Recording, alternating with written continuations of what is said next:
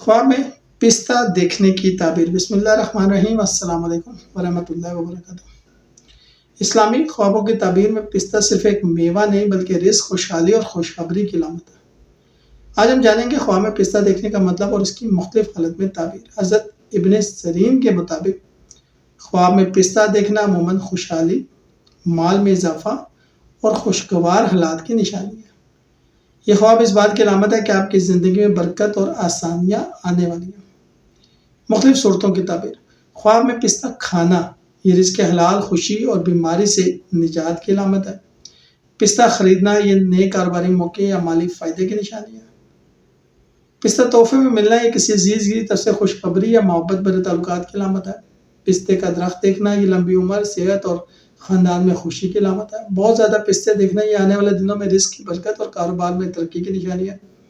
پستہ ٹوٹا ہوا یا خراب دیکھنا یہ چھوٹے نقصان یا کسی منصوبے میں تاخیر کی علامت ہو سکتا ہے۔